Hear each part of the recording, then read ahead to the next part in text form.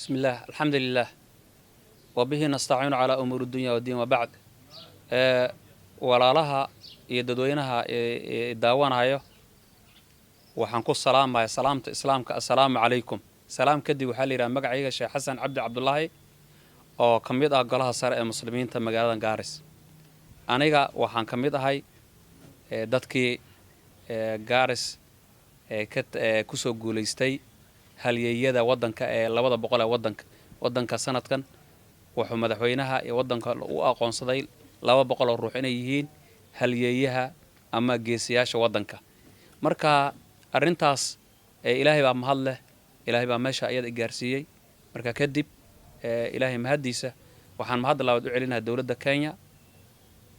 uu hogaaminayo madaxweynaha wadanka Uhuru mahadaas asaga aan u celinayaa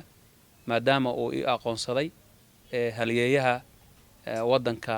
Kenya ee qaybta maaragtay Gaaris county aniga arimahaas ilaahay baa kulleeytay arinta iska leh oo mahadda ilaahay baan u celinayaa waxaan kulleey isdheey lahaa waxyaalahan ugu guuleystay shaqadaydu waxay ahayd ilaa intaan aan ka soo qaangaaray inaan ummadda aan siday diintanada ay amrayso wanaaga inaan amro dadka aniga iyo naftayda xumaantan aan ka reebo wanaagan amrahay dadka waxa kamid ah inay dadka isxariiriyaan oo ay nabadgelyo ku wada noolaadaan gaar ahaan waxaan oga digahay dhalinyarada odayaasha iyo haweenkaba ayna ku beerin fikradooyinkan khaladka ah ee dadka diinta islaamka waxayna dhigayn ka turjumaa sida qaraxyaha dilalka macna darrada ah sal iyo raadna diinteena islaamka ay ku lahayn taasaan oga digahay magaaladan Gaaris ee countigeeda oo dhalinyarada u sheegayay haddii aad rabto fikrooyinkaas ay dadka amrayaan ruuxa dil jannaad galaysaa qarxi ha u aabayeelin jannaad galaysaa tira badan fiirso markaad wax dili tirada ayada iyo janno ku galaysaa laakiin diinteena waxay leedahay salaada tuko shanta salaadood tuko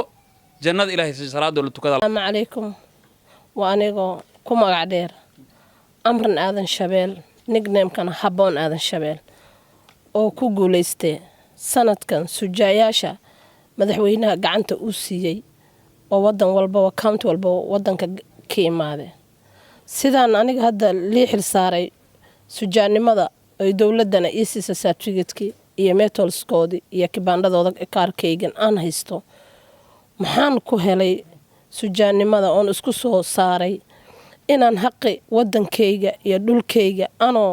nacna qabin xasidnimana iiga jirin inaan garab qabto wax alla wixii dhib oo soo food saare wadankayga hase sanadyahan dambe wadanka dhib badan baa soo food saare xagga nabadda xagga caruurti xagga hooyooyinki iyo xagga caluunti intiiba waan isku gacan saaya waa gacantayda midigtaan ku qabtay anoo laqdabana wadanin xumaanna wadanin oo si daacad ah iga haddaan maanta wadankaygii aniga aan si waji ahayn aan kula dhaqdo sida ay tahay inay wadanka aniga meelal badan liiga gacan saaray oon aaday xaggii sharciga lii soo doortay oo lii soo dhaariyay inaan si daacad ah wadanka aan wax ugu qabto xaggii ID-ga xagga nabadda xagga dhalinyarada oon lugba meesha ay dhigaan aan la dhigo habeen waxay ku baryaan aan ogaado habeen say ku seexdaan aan ogaado hooyooyinkana aan har iyo habeen la hadlo xilkaygan aan meesha ku gutay oo alxamdulillah caruurta wiilasha dhalinta asaga wiilasha dhib badan bay wadanka la mareen dhimasho badan baa ka dhacday xagga dhalinta shaqo la'aan badan baa ka dhacday alxamdulillah caruurta sidii hore ma aha way isbedeleen ilaahay baan nala garab qabtay sheeqashi iyo diinteen iyo masaajidihii baan aad ooga hadalnay wiilashii sidii hore ma aha laakiin shaqo la'aan xoog leh baa wiilasha soo food saartay caruurta haddaan ahna hooyooyinka dhib badan aan ku soo korinay oon ka dagaalna xagga caluunta inay caruurtii